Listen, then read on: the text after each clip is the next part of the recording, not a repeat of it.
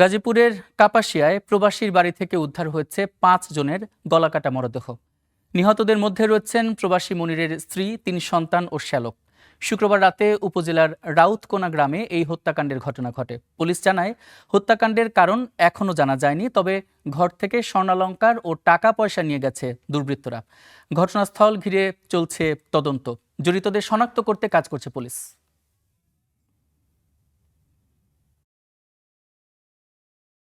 গাজীপুরে প্রবাসীর স্ত্রী সহ ৫ জনকে একই পরিবারের হত্যা করা হয়েছে গলা কেটে। সে ব্যাপারে বিস্তারিত জানাতে আমাদের সহকর্মী হুসাইন আলী বাবু সেখানে আছেন, চলে যাচ্ছে তার কাছে। বাবু, মরদেহ উদ্ধার করা হয়েছে কিনা, আর উদ্ধারের পরে প্রশাসন বা আইন শৃঙ্খলা বাহিনী কি বলছে? পূর্ব শত্রুতার জেরে এই হত্যাকাণ্ড নাকি নেহায়েত আসলে কোনো দুর্বৃত্তর?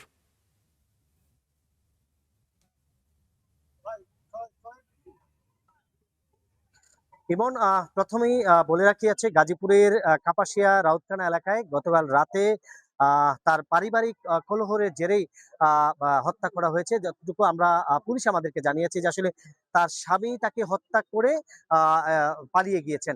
আর আরেকটি তথ্য জানিয়ে রাখি যে যেটা আমরা প্রথমেই জানতে পেরেছিলাম যে আসলে প্রবাসীর স্ত্রী আসলে প্রবাসীর স্ত্রী না, এখানে হচ্ছে যে প্রবাসীর বাড়িতে এই যে ফুরকান নামে তিনি ভাড়া থাকতেন, তার স্ত্রী এবং সন্তান সহ এখানে শ্যালকও ছিলেন। এই যে শ্যালক এবং স্ত্রী ৩ কন্যা ৫ জনকেই গলা কেটে হত্যা করেছে। হত্যা করে স্বামী এখনো পলাতক রয়েছে। এখানকার যারা স্থানীয় যারা রয়েছেন তারা বলছেন যে আসলে যে তাদের দীর্ঘদিনের যে কলহ ছিল, সেই কলহের জেরেই আসলে এই ঘটনাটি ঘটতে পারে। স্বামী সকাল থেকেই পলাতক রয়েছে, যার কারণে পুলিশ ধারণা করছে যে আসলে এই ঘটনাটি তার স্বামী ঘটিয়েছে। তারপর আমরা আরেকটি বিষয় দেখেছি, আসলে রুমের ভিতরে যে মাদক সেবনের যে সরঞ্জাম রয়েছে সেগুলো কিন্তু রয়েছে।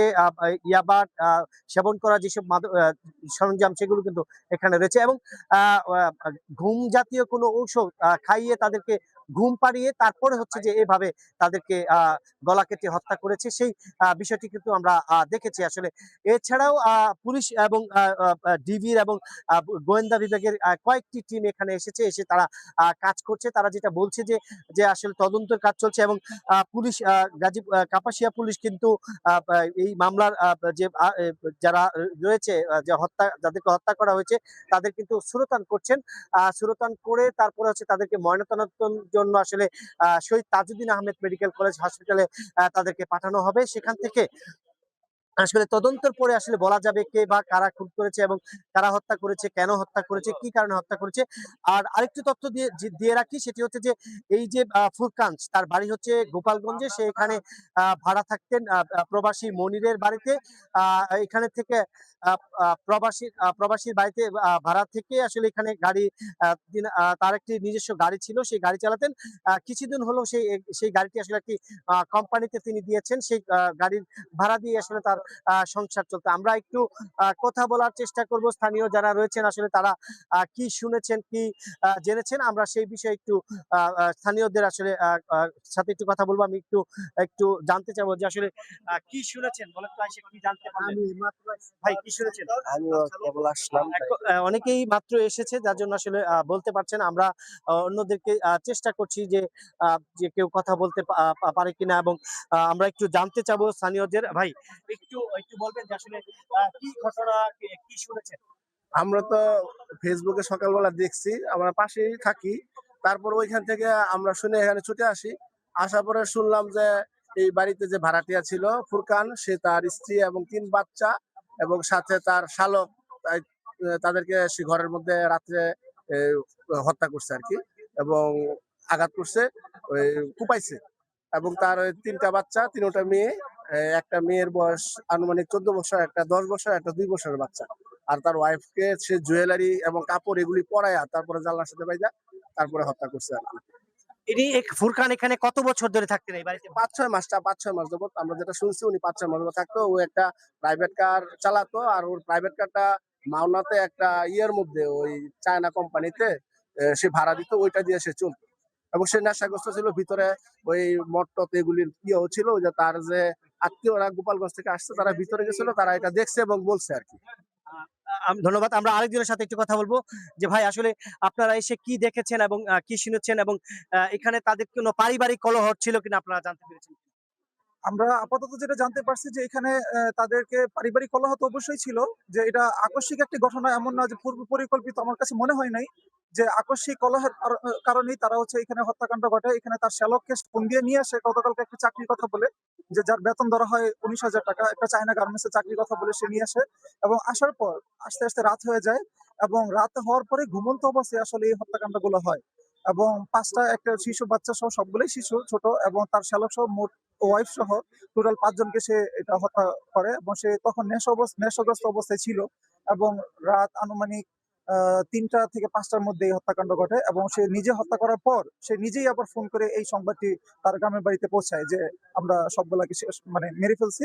তখন হচ্ছে তারা ৬টার দিকে গোপালগঞ্জ থেকে রওনা দেয় এবং এখানে ৮টার দিকে এসে পৌঁছায়। পৌঁছানোর পর আসলে আমরা এলাকাবাসী জানতে পারি যে এই অবস্থা। ফুরকানের শ্বশুর বাড়িও কি গোপালগঞ্জে?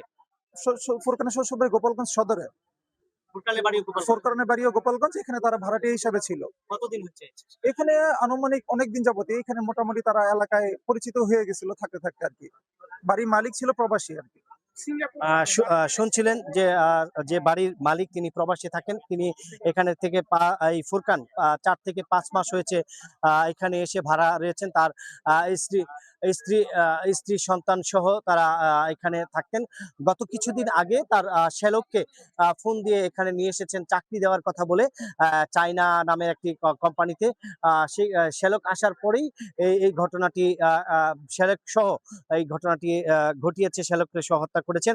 এবং আরেকটি বিষয় আমরা যেটি দেখছি আমরা একটু জানতে চাবো যে আসলে কি হয়েছিল, কি ঘটনা একটু যদি বলতেন।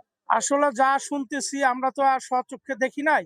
তো যেটা সত্য এটা সে নিজেই নাকি শালককে এইখানে নিয়ে আসছে, তাকে অন্যথায় চাকরি দিবে, ভালো মানের চাকরি দিবে।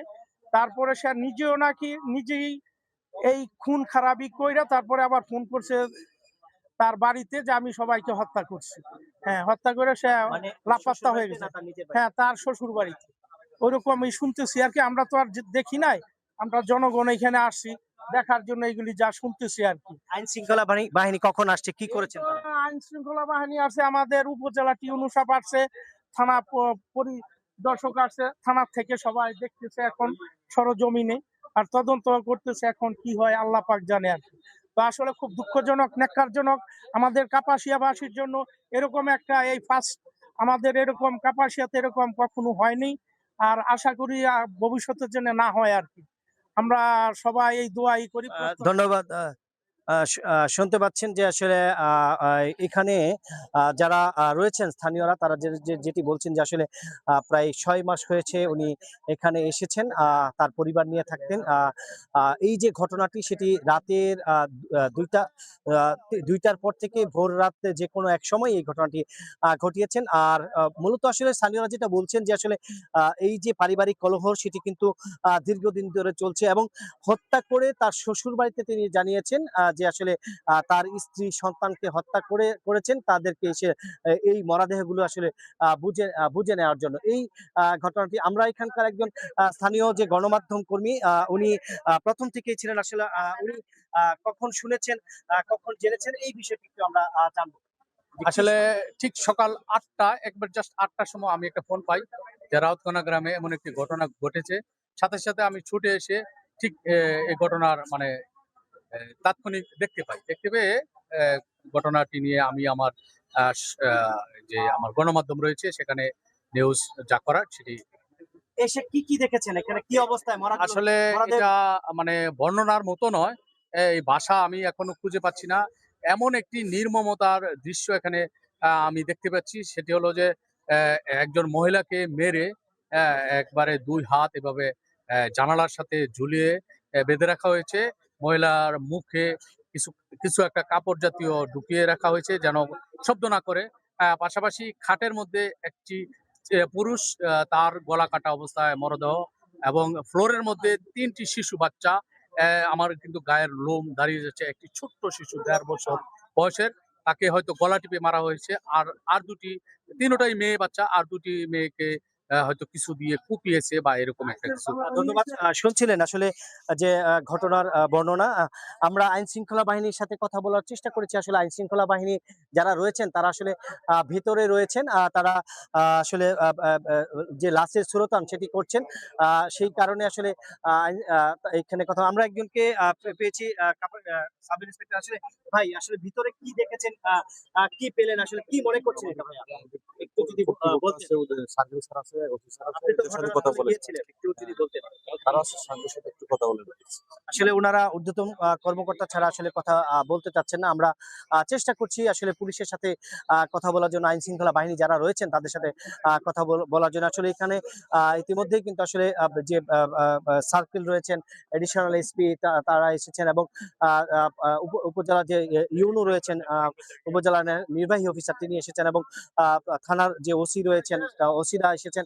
আসলে এই যে ঘটনাটি নির্মম ঘটনা, এত বড় একটি ঘটনা আসলে সেই ঘটনা আসলে এই এলাকার মানুষ আ এভাবে আ আ আ তারা কোনো সময় ইয়ে করেনি যে আসলে আশারূপ ছিল না যে এরকম একটি ঘটনা এখানে ঘটবে। আমরা চেষ্টা করছি আসলে পুলিশের সাথে কথা বলার জন্য। আমরা দেখছি আসলে একটি জায়গায় পুলিশ তারা তদন্তের কাজ চলছে। আমরা সেই জায়গাটাতে আসলে যাওয়ার চেষ্টা করছি।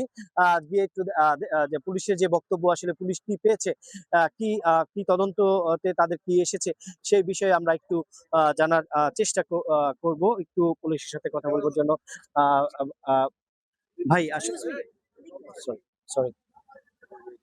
আ একটু যদি জানতে চাচ্ছিলাম, আমরা লাইভে আছিলাম। একটু যদি বলতেন যে আসলে ঘটনাটি কখন শুনেছেন? আ এসে আসলে কি পেয়েছেন এবং এই তদন্তে আসলে কি বেরিয়ে এসেছে? কি কারা ঘটাতে পারে এই ঘটনাটা? আচ্ছা, ঠিক আছে। আমরা যেটু মানে সকাল ৮টার দিকে আমরা ১ম এই নিহতের পরিবারের পক্ষ থেকেই আমরা জানতে পারি যে এখানে এরকম একটা হত্যাকাণ্ডের ঘটনা ঘটেছে এবং সাথে, সাথে আমরা ঘটনাস্থলে আসি।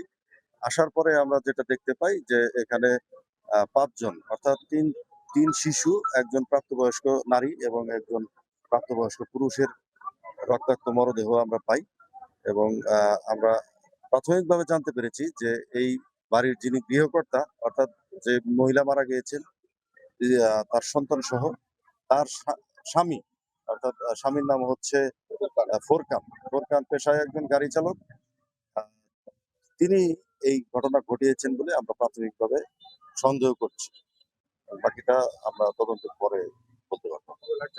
এবং শুনছিলেন যে আসলে পুলিশ যেটা বলছেন যে তারা যেটা সন্দেহ করছেন যে আসলে যে তার যে স্বামী রয়েছেন ফুরকান, এই ফুরকানই এই ঘটনাটি ঘটিয়ে আসলে পালিয়ে গিয়েছেন এবং আরো বেশি তথ্য এসেছে যে আসলে উনি হত্যা করে তার শ্বশুরবাড়িতে ফোন দিয়ে আসলে তথ্যটি জানিয়েছেন। সেখান থেকে আসলে পুলিশ নিশ্চিত হয়েছেন।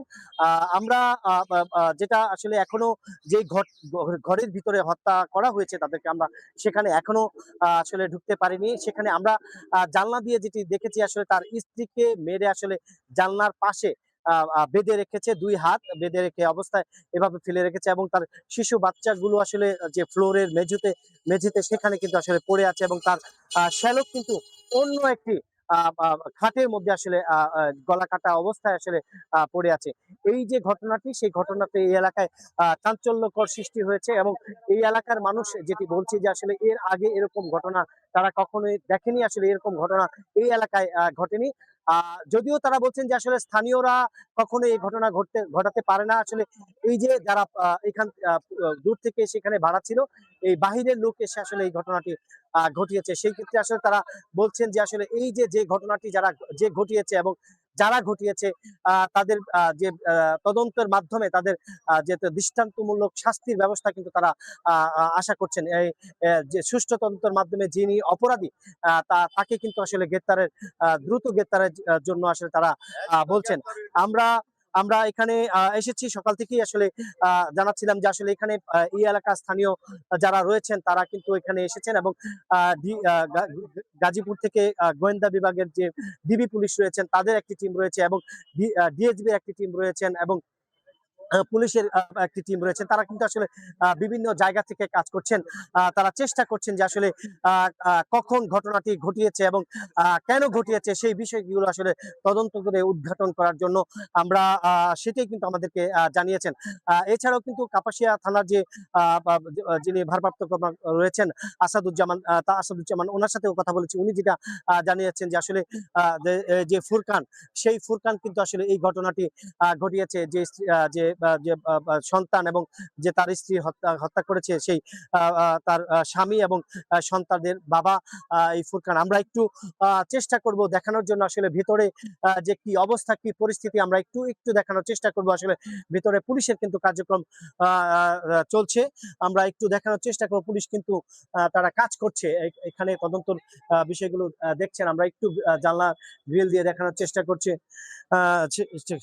আহ সেটা কিন্তু আমরা দেখানোর চেষ্টা করছিলাম দূর থেকে।